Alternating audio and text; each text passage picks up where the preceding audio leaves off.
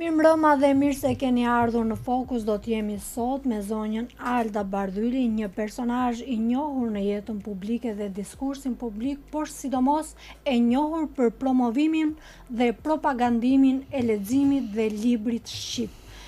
Alda, mirëmbrëma dhe mirë se ke ardhur. Mirëmbrëma, mirë se u gjeta. Meqense gjithë jetën ja ke kushtuar librit dhe sidomos librit të autorit shqiptar, unë dua të bëj një pyetje shumë të thjesht. A lexohet sot? Sigurisht që lexohet sot. Unë tek ata njerëz që besoj, por edhe me punën tonë përditshme që ne bëjmë me Qendrën Kombëtare të Librit dhe Leximit, nga kontaktet që kemi me librarët, botuesit, autorët, gjithmonë më tepër shoh që shoqëria shqiptare po orientohet drejt leximit dhe ajo çfarë është e bukur është që pjesa më e madhe e atyre që lexojnë sot janë të rinj, pavarësisht që lexojnë në platforma të ndryshme, sepse leximi sot nuk është vetëm në librin fizik, por sigurisht teknologjia ka një rol të madh për sa i përket mundësive që të ofron për të lexuar. Mënyra si lexohet sot është e ndryshme, por dua të them që sigurisht që lexohet. Dikur librat ishin pothuajse vetmja dritare që të ndryshonin jetën e njerëzve, krijonin emancipim, ndryshonin mentalitete, bënin revolucione kulturore por edhe mentale. A e ka sot të njëjtën fuqi libri? Ndryshon mentalitete? Pyetja është e bukur sepse kohët që jetojmë janë kohë vështira, presionesh, jo vetëm të teknologjisë, por të gjeopolitikës, inteligjenca artificiale, ajo çfarë në Amerikë quhet cancel culture, ka krijuar një lloj regresi le të themi për sa i përket rolit të kulturës së mirëfillt, rolit të ideve, rolit të autorëve, të intelektualëve në jetën publike të një vendi. Megjithatë, unë vazhdoj të besoj që libri, i cili ka një fuqi të jashtëzakonshme transformuese, një fuqi që e ka pasur dhe që me shpikjen e tij libri ka qenë një le të themi një po e quaj sërish fuqi e rëndësishme në emancipimin e botës njerëzore, në krijimin e qytetërimeve, në krijimin e kulturave, por edhe në krijimin e shumë ideve që i kanë dhënë botës hov revolucioneve, ka pasur një ndikim të jashtëzakonshëm. Ky ndikim sot sigurisht që nuk është në kohët e tij më të mira, megjithatë mendoj që njerëzit e ideve, njerëzit e kulturës, njerëzit e librit vijojnë të kenë atë impaktin e tyre mbi politikën, mbi zhvillimet caktuara të ekonomisë apo të sektorëve të ndryshme të jetës kudo në botë. Në përgjithësi, libri nuk është se ka moshë. Në çdo moshë njeriu mund të lexojë, por ajo që do kishte interes dhe publiku është a lexojnë të rinj, domethënë cilët janë ato target grupe që i referohen librit, sidomos librit të printuar, atij që ju thatë që ka një emocion krejtësisht të veçantë. Shfletimi është çështje tjetër. Ne e dimë që leximi është edhe një proces i cili ndryshon në kohë. Duke marrë këtë edhe nga përvoja jonë personale. Fillimi janë leximet të cilat na vijnë natyrshëm kur zbulojmë atë kënaqësinë e leximit që duke pasuruar veten tonë me lexime të ndryshme gjatë kohës së formimit, sidomos gjatë kohës së shkollës. Më pas interesat tona për leximin ndryshojnë, pasi këto janë interesa shpesh të lidhura dhe me interesat tona në jetë, me fushat ku ne studiojmë apo profesionet tona të ndryshme. Megjithatë, ata që kanë pasion leximi, lexuesit e mirë, ata që mund të quajmë lexues, e vijojnë këtë gjë në faza të ndryshme të jetës. Në Shqipëri unë do të them që nga sondazhet që bëhen, shihet që lexuesit më të mirë janë ata që i përkasin moshës 40 deri në moshën 60, brezi mesëm le të themi, por për sa i përket të rinjve, vitet e fundit sigurisht që ka një rritje të audiencës të rinjve për sa i përket leximit, por nga ana tjetër kjo rritje është shoqëruar edhe me një lloj regresi dhe me një lloj shqetësimi për sa i përket autoriteteve. Kur flas për autoritetet, flas për institucionet, për mënyrën se si këta të rinj lexojnë, pasi pjesa më e madhe e leximeve, sidomos të brezit të ri, i referohet gjuhës angleze. Sigurisht që është shumë bukur që lexojnë në këtë gjuhë të madhe, në këtë gjuhë ku komunikon le të themi gjithë kultura botërore, por nga ana tjetër kjo e vë shqipen këtë gjuhë kaq të vjetër, e cila i ka përballë një sfide. Përballë një sfide të vërtet, sepse është një gjuhë që i ka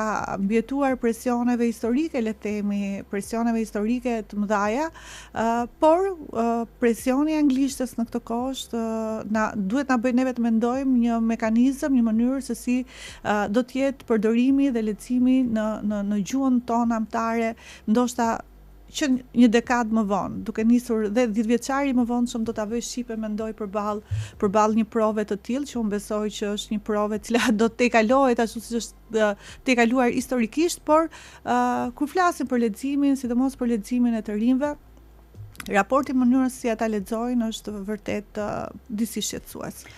Edhe një gjë, Alda, gjatë pandemisë, unë personalisht vura re që njerëzit ju kthyen leximit, sidomos konsumimit në publik të poezisë.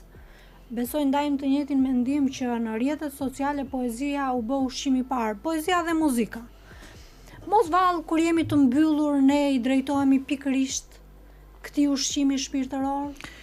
Njeriu gjithmonë ka pasur nevojë për librin. Kur flasim për librin, kur flasim për leximin, për leximet e mëdha, ato kanë të bëjnë me udhëtime të thella, të brendshme në vetdijen tonë, sepse leximi përveç se na pasuron, është dhe një lloj katarsisi që njeriu bën me veten.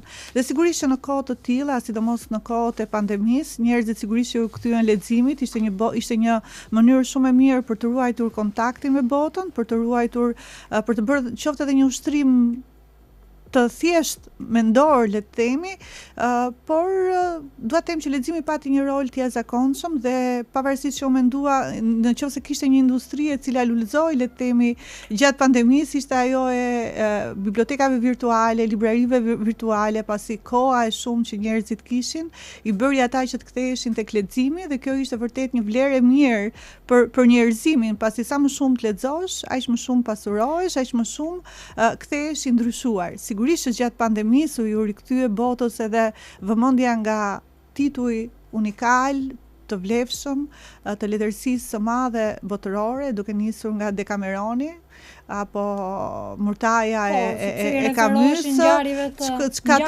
çfarë tregojnë në një farë mënyre që edhe leximet apo historia na tregon që cikli njerëzor gjithmonë ka të fazën e vet të rikthimit në kohë, dhe kjo është një veti e jetës që ne e shohim në forma të ndryshme dhe është e bukur.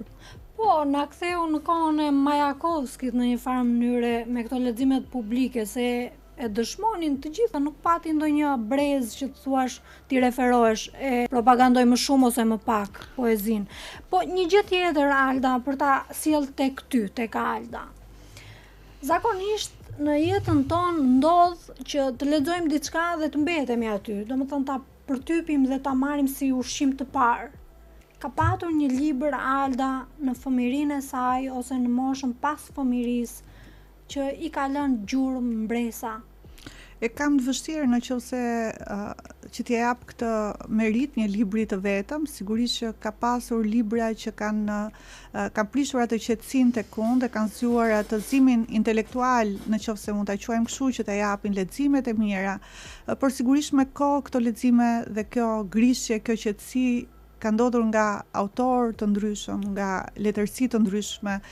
Pasi kur unë i referohem leximeve, lidhja ime më e fortë është sigurisht me letërsinë. Më pëlqen letërsia e madhe, gjithmonë ka atë aftësinë që të fusi në zona të cilat të pasurojnë botën tënde, por gjatë kohës që kam qenë studente, tregimtar të rëndësishëm, sidomos nga letërsia italiane, kam pasur një rol të madh në formimin tim edhe në këndvështrimin tim mbi kulturën, mbi çështje të ndryshme që kishin të bënin me të drejtën, por edhe me hapjen që njeriu duhet kishte pikërisht ndaj, duke parë kulturën si një formë hapje ndaj modeleve të tjera të cilat të rrisin dimensione të tjera njerëzore tek ty. Tani, të merresh me librin është dhe si një lloj sfide, me thënë të drejtën, që të merresh në kuptimin e menaxhimit të librit. Aq sa dukesh ndonjëherë Don Kishot. Unë kam pasur të njëjtin fat pak a shumë që ke ti, sepse çdo ditë një sfidë e re, çdo ditë një ngjarje e re, domethënë një rënje e re, dhe është vështirë që të ndërtosh, po them, një fabrikim të duhur për ta mbajtur librin në kontekst. Si a del Alda Bardhyli? Sigurisht që ka profesione të cilat më shumë se sa profesione janë edhe misione, dhe në rastin e librit edhe pasione, kështu që aftësia për mos humbur dashurinë për profesionin është një aftësi e cila na ndihmon neve që pas çdo rënje ta shohim çdo rënje si një rënje të lehtë, pavarësisht sa e rënd mund të jetë ajo për të ringritur sërish. Kjo është një lloj filozofie që edhe këtë e kemi marrë nga leximet e thella, por unë mendoj që ka, sidomos puna me librin, është më shumë se sa një mision, pasi shoqëritë tona, sidomos shoqëria shqiptare, ka shumë nevojë për librin, ka shumë nevojë për mendjen, ka shumë nevojë për njerëzit e fjalës. Biblioteka e librit shqip ka nevojë të pasurohet, dhe unë mendoj që Qendra Kombëtare e Librit dhe Leximit, që unë kam fatin të drejtoj këto vite, është përpjekur të bëj një punë të mirë në këtë drejtim, qoftë edhe për faktin duke bërë librin që të jetë i pranishëm në diskursin publik, në ekranet tona, në diskursin publik. Është shumë e rëndësishme që të flitet për promovime, të flitet për lexime, të flitet për autorë shqiptar, që këto vite kam pasur nevojë që të jenë në vëmendje, dhe ne jemi përpjekur të nxjerrim në pa edhe libra të mirë, pasi libri më pak sot më shumë komunikohet se sa lexohet. Dua të them që për fat letërsia shqipe ka pasur dhe botime të mira, sidomos vitet e fundit, por këta autorë nuk lexohen, nuk njihen, kështu që është shumë e rëndësishme puna që ne bëjmë në këtë drejtim. Me të rinjt si keni marrëdhëniet me shkollat? Ne përpiqemi që të përfshijmë në aktivitetet tona sa më shumë të rinj. Kur flasim për leximin, prioriteti janë të rinjt, pasi ata janë e ardhmja, ata janë vazhdimësia, kështu që fokusi jonë është puna e drejt për drejt me ta. Për gjatë këtyre viteve kemi punuar shumë në ngritjen e disa klubeve leximi, kështu që pothuajse tashmë është rikthyer në shkolla dhe kjo e premtja e leximit, që është një model shumë i mirë që i mëson fëmijët se si mund të ndajnë bashkëbisedime mbi leximet e mira, ti komentojnë ato, pasi kjo jo vetëm shton dëshirën për të lexuar, por rrit edhe aftësinë për të gjykuar mbi histori, apo mbi personazhe, apo mbi dodhi të caktuara. Kemi bërë një punë të mirë, le të themi, për sa i përket të rinjve, por mbetet një prioritet, pasi leximi sot, sfida e leximit sot nuk është një sfidë që i përket vetëm institucioneve, është një sfidë e cila na përket të gjithëve, i përket shoqërisë, sidomos familjes. Familja ka një rol të jashtëzakonshëm në kultivimin e dashurisë për leximin, pasi është një dashuri që sigurisht fitohet rrugës, por jo të gjithë mund ta fitojnë rrugës, por është një dashuri e cila duhet ushqyer që në fazat e para të jetës, sidomos në familje. Në fakt është si një trekëndësh, institucionet, shkollat dhe prindrit, që dikur funksiononte mirë si trekëndësh, si lidhje. Dhe diçka, Alda, autorët e rinj, vitet e fundit, për shkak të punës suaj, në fakt, duhet thënë, shumë emra janë evidentuar, sepse talente ka pasur në çdo kohë, po disa siç kanë lindur ashtu janë shuar, edhe kështu ka qenë gati se një përvojë e hidhur për disa. Edhe për një pjesë që unë i njoh, për shembull në qytete. Ju e keni zbuluar, e keni zgjuar këtë pjesë, përveç se i evidentoni edhe i promovoni. Mendoni që letërsia shqipe do ta kryej misionin për ta vazhduar zinxhirin pas 20 vitesh, do të kemi shkrimtar të mirë?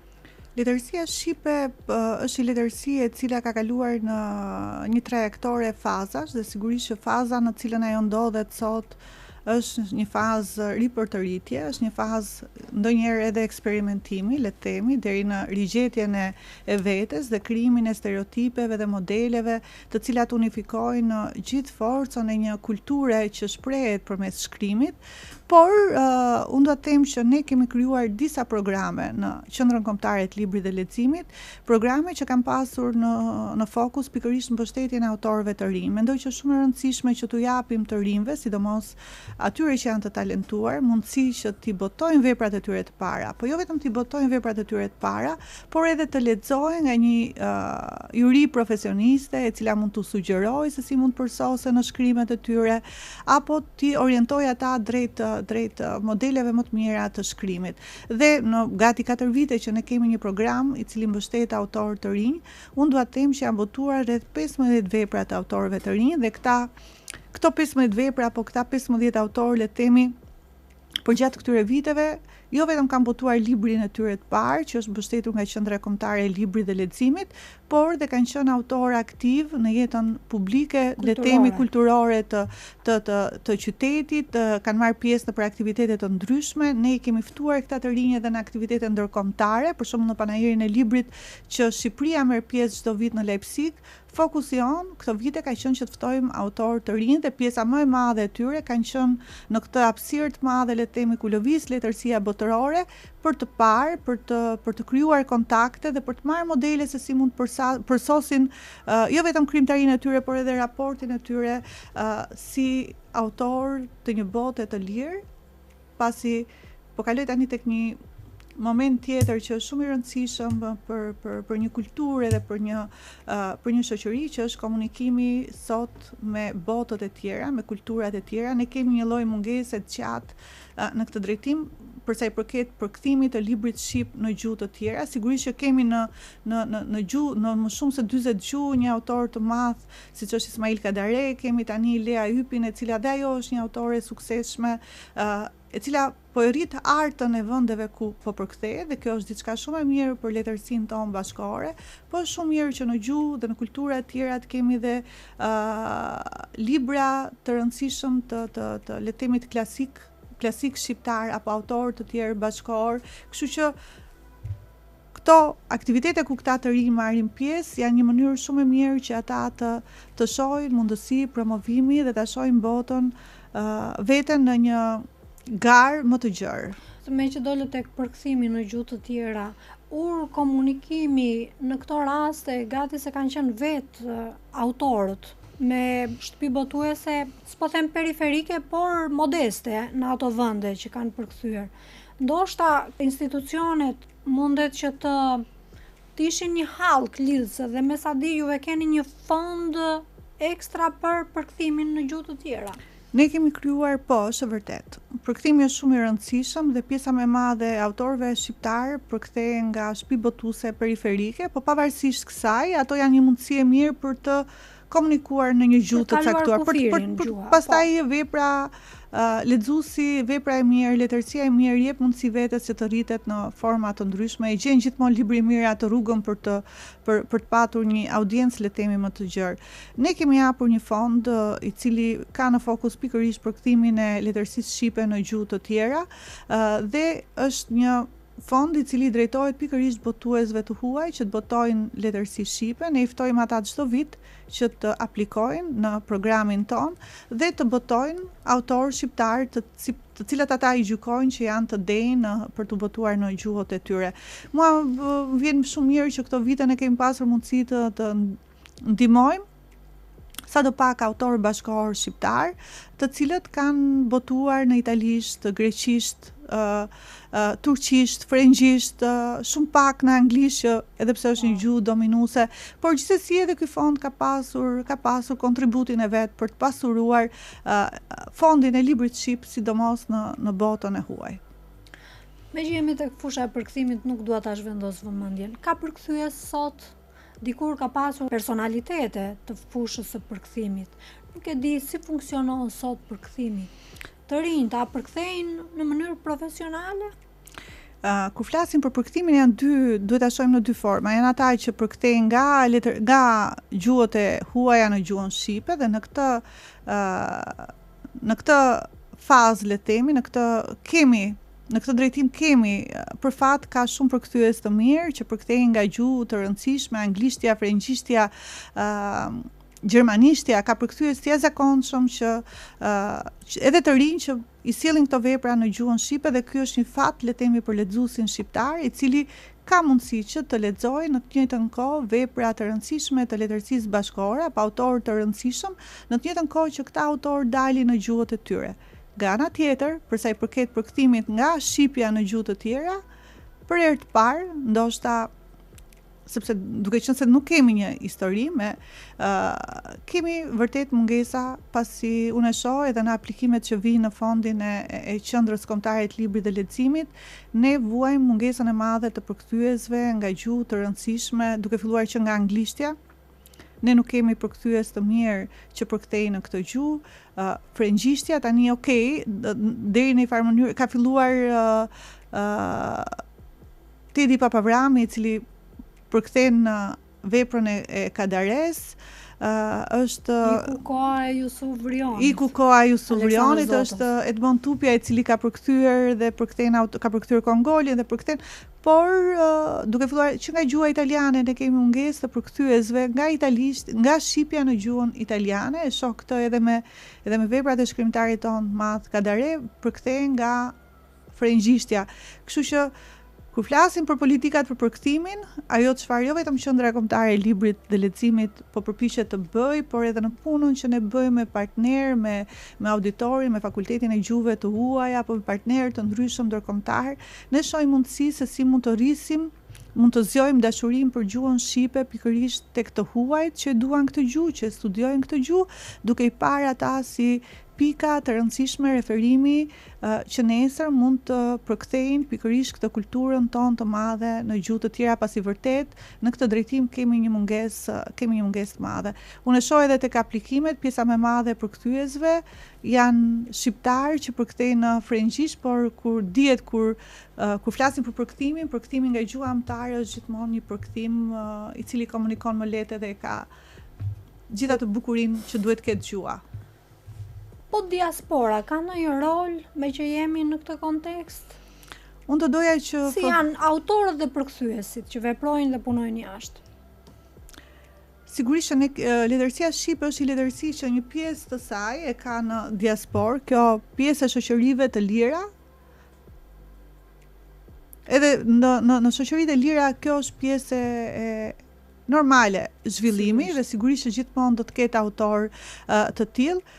Por unë doja që fëmijët e shqiptarëve që jetojnë në diasporë të jenë, vetëm ata mund të bëjnë përkthyes të mirë të gjuhës shqipe, duke qenë se kanë dhe gjuhën e mëmës, kështu ne përpiqemi, sidomos kur ata zgjedhin të studiojnë gjuhë, letërsi apo filozofi, ti orientojmë ata duke u thënë që është shumë bukur që të shohin përkthimin si një lloj sfide, por edhe si një lloj forme, se si ata mund të përsosin komunikimet jo vetëm me gjuhën, por edhe të kontribojë në përsa i përket kulturës shqiptare në kultura të tjera. I shoh me shumë shpresë fëmijët e shqiptarëve në diasporë. Në farë mënyrë ata janë ambasadorët e kulturës dhe të letërsisë për vendet atje ku ata punojnë. Meqense më përmende panairin e Leipzigut në Gjermani. Ka patur interes nga të huajt, sepse juve nuk është se thjesht e keni vizituar, ju keni bërë disa aktivitete atje dhe keni bërë jo vetëm me shqiptarë që jetojnë atje, por edhe me të huaj.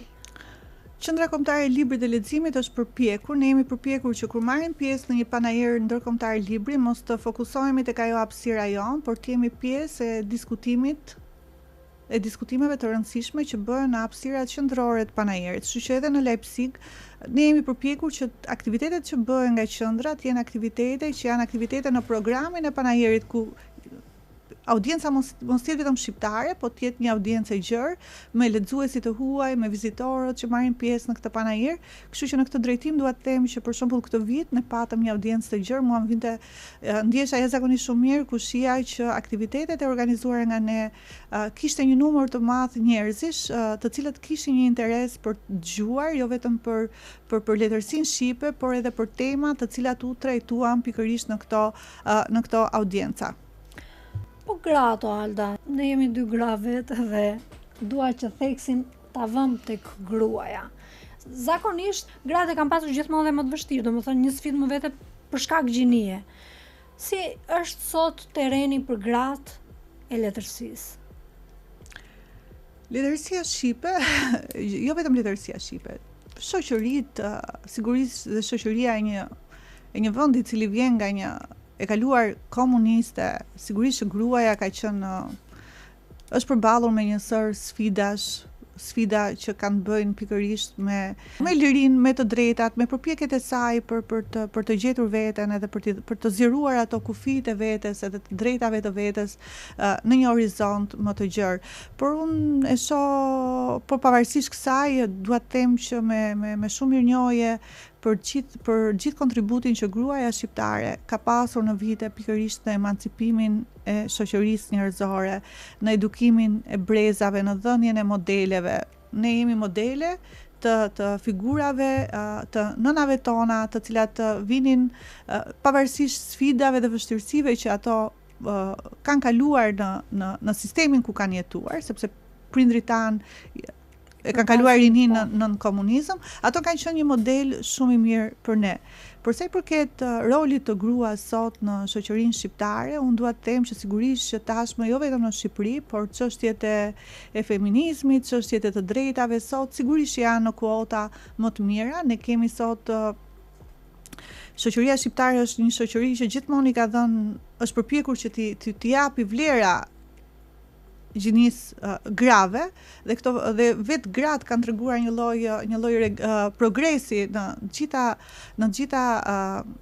objektivat që ato kanë pasur apo detyrat që janë besuar. Ne sot kemi kuota të larta të grave për sa i përket përfaqësimit të tyre në politikë dhe kjo është diçka shumë pozitive, është një arritje për historinë e gruas shqiptare, duke pasur parasysh që nëse ne hidhemi në kohë dhe shohim këtë lloj përfaqësimi në histori, ajo ka qenë në minorancë. Marrim rastin e letërsisë, për shembull deri në vitet 80 ishte shumë e vështirë që të evidentojë emra grash që kishin ardhur me një roman apo me një libër me poezi. Ka qenë një letërsi e dominuar nga burrat, por sot sigurisht që ka gra të jashtëzakonshme që shkruajnë letërsi të mirë dhe që janë vërtet autore shumë mira dhe unë nuk mund të, kur flasim për letërsinë, më pëlqen ajo që thot Margarita Tutë, që ne nuk duhet ta shohim letërsinë të ndarë në gjini, burra gra, por megjithatë thot ajo, edhe pse jemi në shekullin e 21, më pëlqen shumë Margarita Tutë sepse është edhe shumë aktive, edhe pse është në moshë, edhe pse jemi thot jemi në kuota të tjera, ne vjojmë thot burrat nuk mlidhen dhe të bëjnë aktivitete për drejtat e tyre. Gratë vazhdojnë të flasin për çështje të gjinisë, çka do të thotë që pavarësisht progresit që ka bërë gruaja në shoqëri, çështjet e së drejtës dhe çështjet janë ende dhe përpjekjeve të saj për t'ia dalë janë ende të dukshme dhe ne nuk duhet bëjmë sikur nuk i shohim, pasi e ndjejmë edhe vetë në punën tonë përditshme, në jetën tonë përditshme. Shoqëritë, sidomos edhe shoqëria shqiptare ka ende shumë punë për të bërë, për të patur një lloj hapje në këtë drejtim. Po ti referohemi letërsisë. Zakonisht ka patur personazhe gra që na ka dhënë disa modele. Për shembull, nëse kishim Penelopën, simbol të besnikërisë, kishim Emma Bovary apo Ana Kareninën, dy gra që e kërkonin lumturinë jashtë familjes, po që shoqëria i vrau, domethënë i ndoshkoi, mos them këtë fjalën, i ndoshkoi sepse edhe Emma Bovary pati një fund të hidhur dhe Ana Karenina përfundoi në rrotat e trenit, kështu që dhe dua që ta zhvillojmë këtë bisedë. Zakonisht personazhe të tillë janë ata që e bëjnë jetën tonë, janë aktual, janë personazhe të jetës reale. Mendon ti që letërsia vendase, ka nxjerr personazhe të tillë që nesër do t'i mbeten historisë së letërsisë, siç janë gratë që ne përmendëm, por dhe shumë të tjera? Është e vështirë të shohësh është shumë e bukur pyetja që çfarë mbetet nga një lexim, çfarë modele, çfarë personazhesh kemi neve sot si frymëzuese, për shembull siç janë Ana Karenina, për shembull, që është një personazh i madh, jo vetëm i letërsisë ruse, është gruaj që vazhdon edhe udhëheq me modelin e saj, me forcën e saj për të thyer ato bariera dhe për të kërkuar ndryshimin. Mund të them që ndoshta tek librat e Kadares Ana te Kadare, sepse ai ka pasur anën e ka një personazh në disa libra, ka një lloj lirizmi dhe një lloj përpjekje të gruas për të shpëtuar nga barierat e kohës dhe për të bërë gjithçka për lirinë e vet. Por edhe kjo është në minorancë dhe e kam të vështirë tashmë që mendoj që të gjej një personazh. I gjej këto personazhe më shumë në letërsinë e shkruar para viteve 90 dhe në letërsinë bashkëore kam shumë të vështirë të gjej personazhe gra. Dhe më vjen keq që e them këtë gjë që vërtet janë frymëzuese, jo se nuk ka, por që të kenë sjell një lloj akti rebelimi apo një lloj akti, sepse letërsia është edhe një akt ndaj kohës. Letërsia e mirë nuk mund të jetë ndryshe nëse ajo nuk sjell një lloj reagimi. Leximi është reagim. E kam të vështirë të gjej në letërsinë bashkëore, por në letërsinë e para viteve 90 sigurisht që ka një lloj edhe aty ku edhe në kushtet e censurës kjo letërsi ka qenë një akt rezistence. Me rëndësi që në jetën reale ka gra luftarake që bëjnë revolucion dhe brenda vetes siç edhe ti Alda. Bashk. Tani me qenë se mbritëm tek ty, unë dua të mos e zhvendos vëmendjen. Alda është një vajzë që ka studiuar për gjuhë dhe letërsi dhe ka mbetur aty. Tani në shoqëritë tona, sidomos ne që vinim nga rrethet, vështirë kishim të mendonim që buka e shpirtit ose ushqimi i shpirtit të ishte letërsia, sepse vim nga shtresa sociale, mesatare ose nën mesatare. Çfarë e bëri Aldën të studionte letërsi? Në fakt, unë hyj tek ata njerëz, sikur kam konkuruar për shkollë të lartë, kam konkuruar vetëm për letërsi në Tiranë dhe në Elbasan, pavarësisht që isha një nxënëse mirë, edhe mund të konkuroja për çdo deg tjetër dhe isha e sigurt që do dilja mirë. Dhe fakt e kam pasur këtë betejë me prindrit e mi, sidomos me babin, i cili e shinte letërsinë të lidhur me mësuesinë. Prindrit e mi kanë qenë të dy mësues. Por unë tek ata njerëz që kam dashur shumë librin, e doja shumë këtë deg që kam studiuar, më pëlqente shumë leximi, letërsia. Pastaj në kohët kur kam studiuar e lidhja edhe me dëshirë timen e cila u fashit me kohën, atëherë doja të bëhesha shkrimtare. Por rrjedha e jetës ndryshoi perceptimin tim për letërsinë, por pëlqen që kam vijuar dhe që vazhdoj ende këtë udhtim pikërisht në këto ujëra që janë kaq të bukura, kaq të thella, ndonjëherë kaq të vështira, por sërish të bukura. Shkrimtare ndoshta s'u bëre, por një mbështetëse e zjarrt e devotshme e shkrimtarëve je bër. Por jo vetëm kaq, je autore e disa librave.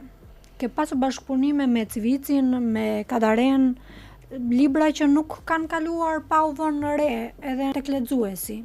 Në fakt janë rreth 7 botime të tilla që janë në formën e dialogut me personazhe të rëndësishme të kohës, të Shki Mehmeti, Valentina Leskaj, personazhe të tjerë. Tashmë jam duke mbyllur një tjetër bashkëbisedim që është interesant mbi artin pamor i realizuar gjatë kohës së pandemisë dhe shpresojmë që ndoshta nga vjeshta të jetë një libër i cili sjellë një këndvështrim dhe një perspektivë tjetër mbi artin, mbi postmodernizmin dhe artin bashkëkor. Kjo ka qenë një përpjekje ime, duke qenë se ka qenë një përpjekje ime për të kuptuar përmes dialogut të zhvillime të ndryshme të shoqërisë shqiptare, bot kuptime, për të endur në filozofi, për të filozofuar. Mendoj që ka qenë shumë e nevojshme një lloj analize nga protagonistë të ndryshme të kohës, të zhvillimit të këtij vendi për të bërë një lloj analize të pikërisht të këtij udhëtimi ton në vite dhe jam përpjekur ta bëj, më jep një lloj kënaqësie kjo. Më pëlqen dialogu, është një formë ku njeriu mendon, analizon. Është një lloj filozofie të cilën her pas here përpiqem ta bëj. Ndonjëherë ndodh që këto libra që sigurisht nuk e kanë zanafillën tek letërsia artistike, po ndodh që lexuesit i mbeten ta shënjojnë, sepse janë perceptime krejtësisht njerëzore dhe janë shumë personale. Ka ndodhur ty që autorët që ke pasur në fokus ta ndjejnë këtë përballë lexuesit? Mua më vjen mirë që këto botime janë botime që vazhdojnë të jenë në duart e lexuesit, vazhdojnë që her pas here të jenë në diskursin publik, edhe të ketë aktivitete për to. Nuk janë thjesht botime për treguar për që të cilat kanë në fokus personazhi që unë kanë sjellur, po janë botime të cilat sjellin faza të ndryshme të zhvillimit të shoqërisë apo të historisë së politikës shqiptare, të kulturës shqiptare, të ekonomisë shqiptare, siç është rasti i librit që unë zhvillova me Ardian Civicit, një dialog shumë interesant mbi komunizmin, mënyrën se si ekonomia shqiptare u zhvillua gjatë kohës së komunizmit, a kemi pasur ne ekspert ekonomisë dhe kur ka nisur mendimi i parë mbi çështjet e ekonomisë në Shqipëri është një elaborim shumë i mirë i këtij teksti pikërisht nga një njohës i mirë i ekonomisë si është profesor Civici, ka qenë një punë që kemi bërë bashkë gjatë kohës që unë punoja në Universitetin Europian të Tiranës, kështu që nuk janë libra të cilat përfundojnë pikërisht në momentin që ato mbarojnë, janë libra të cilat mund të zhvillohen në kohë dhe her pas here mund të merren dhe mund të vinë, mund të ringrim pyetje për të cilat ne kemi nevojë. Alda, si vajzë, si kanë qenë marrëdhëniet e tua me prindrit dhe dua të ndajmë këtu gjithmonë nëse ju dëshironi ta ndani me publikun, marrëdhënia jote me baban, si ka qenë, sepse ne vajzat i kemi syt gjithmonë tek figura e babait. Më bëri një pyetje të vështirë se nuk isha e përgatitur, sigurisht që prindrit e mi kanë pasur një rol të jashtëzakonshëm tek unë, kanë qenë një model shumë i mirë. Unë për fat të keq i kam humbur ata të dy në një moshë të re dhe kjo është një mungesë e cila rrit edhe atë ndjenjën e përgjegjësisë tek unë në mënyrën se si ata idetë këshillat e tyre mund të reflektoheshin sot në atë çfarë unë jam, sa i kam arritur unë pritshmëritë e tyre. Sigurisht ata kanë qenë një model shumë i mirë për mua, kanë qenë të dy mësues, njerëz që e donin historinë, e donin librin, mamaja ime donte shumë librin edhe ndoshta e kam të vështirë të flas për ta, por prindrit janë gjithmonë një model i mirë, të cilët pavarësisht janë apo nuk janë më prezent në jetën tonë, janë një orientim i përjetshëm edhe komunikoj, më duket sikur komunikoj ende me ta, sa herë që kam nevojë qoftë edhe për këto debatet. Sigurisht, ata janë pjesë e qenies son. Dhe Alda mama? Alda mama dhe kjo mama me kohë plot. Unë jam bërë në një moshë shumë të re dhe kam parë këtë si një formë, si një dhuratë të një udhëtimi i cili më ka rritur. Por nga ana tjetër jam përpjekur që të jem e lirë pikërisht në këtë lloj raporti. Ndonjëherë pa skema, duke dashur që t'jap modele përmes punës, se si me punën e mirë, me besim edhe me përkushtim mund të arrihet gjithçka në jetë. Është vajzë e mbar, vajza e Aldës? Mua më pëlqen të them që është vajzë e mbar, pavarësisht që është krejt ndryshe nga ajo çfarë unë do doja që ajo të bëj, pasi kur ishte e vogël mendoja që do bëhej shkrimtare se kishte talent shkruante. E kam të vështirë të flas për të, por më pëlqen që ka trashëguar ndoshta nga origjina e saj, nga familja e saj, dashurinë për leximin, për dijen, edhe dashurinë për të kërkuar në jetë edhe për të arritur objektiva. Po mirë se ligji dhe libri afër janë sidoqoftë. Në fakt, unë gjithmonë i them që edhe shumë shkrimtarë të mëdhenj vinë nga drejtësia, edhe Orhan Pamuk nisi drejtësinë e la, por Albert Camus për shembull kishte studiuar drejtësi, por uroj që ajo edhe pse ka zgjedhur të studiojë drejtësi, mos të kthehet tek libri për të përsosur raportin e saj me degën që ka zgjedhur, pikërisht degën e së drejtës. Po, dhe me që jemi tek familja, Alda, sot familja është e rrezikuar në të gjitha format. Si ke parë rolin e familjes në raport me shoqërinë tonë, një shoqëri tranzitive? Sigurisht që ky tranzicioni i gjerë, i gjatë në kohë ka sjellë një lloj regresi vitet e fundit, sidomos në familjet shqiptare. Por unë e shoh familjen si një formë të rëndësishme, një formë të rëndësishme e cila e rrit nivelin dhe kuotat e një shoqërie. Kështu që shoqëritë e mëdha janë ato ku bazat e familjes janë të forta, të shëndosha. Kështu që do doja që shoqëria shqiptare ka pasur në gjenezë pikërisht familjet shqiptare kanë qenë një forcë e madhe pikërisht për përparimin e këtij vendi.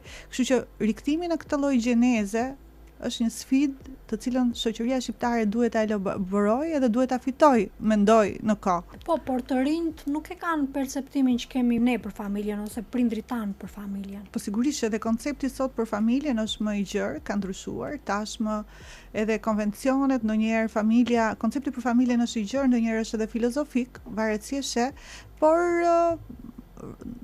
më pëlqen të mendoj që të qëndruarit në ato bazat, në idetë konservatore të familjes është diçka shumë e shëndosh, sidomos për shoqëritë të cilat kalojnë në faza të gjata tranzicioni. Po, zakonisht shoqëritë e mbyllura konceptin e lirisë ose e përqafojnë keq, ose e përqafojnë jo në mënyrë demokratike, por gjithmonë me një qasje devijante, sepse prindrit tanë janë mësuar në një shoqëri totalitare dhe demokracia sikur erdhi dhe i gjeti të pamësuar. Çfarë është koncepti i lirisë për Aldën? Robert Frost thoshte që liria barazohet me guximin, kurse Rousseau shpreh që njeriu ka lindur i lirë, por kudo ka zinxhir. Çka do të thotë që është e pashmangshme që ne mos i shohim zinxhirët, edhe përpjekja për të fituar lirinë është një përpjekje për të endur pikërisht në këtë botë ku kufit janë pranishëm dhe janë formë një bashkëtese për të arritur pikërisht progresin. Megjithatë, mendoj që kur flasim për lirinë në shoqërinë shqiptare, unë do të them që shumë të drejta dhe dimensionet e lirisë pikërisht në këtë shoqëri, në këtë hapësirën tonë janë zjeruar. Tashmë koncepti i lirisë është më i gjerë, njeriu me kohë, sidomos edhe njeriu shqiptar ka fituar shumë të drejta dhe kjo e bën atë pikërisht të fituarit të shumë të drejtave e bën atë ndonjëherë të paorientuar për t'i përdorur pikërisht siç duhet këto drejta në funksion të vlerave, parimeve dhe etikës që është shumë e nevojshme për zhvillim. I kemi në fakt instrumentat e lirisë? Se ndonjëherë paçka se promovova dhe shumë mirë që diskutuam pjesën e parë të lirisë, të asaj që shpërdorohet, por ndonjëherë ne e dim mirë që, siç e the dhe ti, që liria e ka një kufi dhe ka zinxhir. Ne të gjithë jemi pjesë e një sistemi autocensure, pra që nuk na e imponon njeri, nuk e lexojmë kund, po ama na buron së brendshmi, sepse jemi të ndërtuar kështu, nëse nuk frenojmë veten, diku do shkelim. Po prandaj janë rregullat, prandaj është shteti, prandaj një vend i përparuar përpiqet që gjithmonë të zhvillojë pikërisht çështjet e së drejtës, çështjet ligje të rishojë në format e zhvillimit të shoqërisë, të rritjes të kuotave të drejtave të njeriut. Sigurisht që censura është pjesë normale e jetës njerëzore, fillon që në familje, që në rregullat ose në mënyrën tonë të formimit, por mendoj që është edhe një formë e mirë mbrojtje për shoqërinë njerëzore, por jo vetëm për shoqërinë njerëzore, por edhe për vetë njeriu. Meqense ke dhënë disa vite, për mos të thënë gjithë jetën tënde, ke dhënë kontribut në media, doja ta bëja një pyetje, a ka sot liri shtypi? Deri diku do thosha që ka. Po sigurisht që unë dua ta shoh rolin e shtypit jo vetëm në raportin e tij me lirinë, sepse gjithmonë kjo është një pyetje e përjetshme do thosha, që me shpikjen e medias por doja thosha që shumë e rëndësishme impakti dhe roli që media shqiptare ka pasur, sidomos në emancipimin e kulturës shqiptare këto gati 3 dekadat e fundit, roli i medias në përparimin, në zhvillimin, në evolimin e gjuhës, por edhe ndonjëherë edhe në regresin e saj ka qenë i jashtëzakonshëm. Kështu që pavarësisht të kuotave të saj në raport me lirinë, doja të flisja dhe doja të vija në dukje pikërisht progresin e jashtëzakonshëm që ka marrë pikërisht kjo shoqëri nga media shqiptare. Dëshira për sensacion, mendon që është një liri e tepërt që media ja jep vete, sepse kjo liri cënon dikë? Mendoj që kjo është një fenomen që nuk nuk ka të bëjë vetëm me median shqiptare, kjo është një fenomen global. Media gjithmonë e ka pjesë të fokusit të saj lajmin e fundit, po pavarësisht kësaj, doja të thoja që kjo nuk na pengon neve që t'i shohim ato si një formë progresi. Po, dhe nëse do flisnim për atë që Platoni e quante shoqëri ideale, si është një shoqëri ideale sipas teje? Po Platoni prandaj e shkroi gjithë vepra e tij është një kërkim i shoqërisë ideale dhe ai është një filozof i madh që jep shumë kohë si jetojmë. Idetë e tij janë ide të cilat vijojnë sot kontribojnë në shumë fusha të caktuara të shoqërisë, jo vetëm për sa i përket të drejtës, por edhe në kulturë, edhe në mendim, edhe në analiza që frymëzuese le të themi për një brez të ri filozofësh apo studiuesish të shkencave të ndryshme. Një botë ideale dhe një shoqëri ideale e kemi të vështirë ta mendojmë, pasi njeriu vetë qenia njerëzore do të jetë gjithmonë në përpjekje për ta ndërtuar pikërisht të botë ideale, po sigurisht kur flasim për botë ideale, është shumë e rëndësishme që humaniteti, që është një pjesë e qëndësishme dhe organike njerëzore e njeriut, të mos humbi pikërisht përballë një bote që sidomos tashmë, një bote e cila tashmë po është në kufite e debateve të reja, debateve ndoshta të rrezikshme për të, siç janë debatet e gjeopolitikës sot, ku nuk e dim ku do na çojnë. Po. Dhe diçka Alda, elitat intelektuale. Dikur elitat intelektuale ishin të parat që bënin progres, që bënin revolucione, që ndërmerrnin iniciativa, që përmbysnin sisteme, që sillnin gjithmonë një erë të re, ndryshimi. Sot elitat intelektuale qëndrojnë një hap pas. Jo se nuk ka shumë, por nuk janë aktive. Si keni parë ju marrëdhëniet e tyre me sistemet që janë ndërtuar? Pra sistemi i ka nxjerr ato elita jashtë apo elitat paragjykojnë sistemet? Mendoj që sistemi duhet i përdori elitat, le të themi në thonjza, gjithmonë duhet ketë një lloj bashkëveprimi mes tyre dhe sistemit në shërbim të një kauze më të gjerë.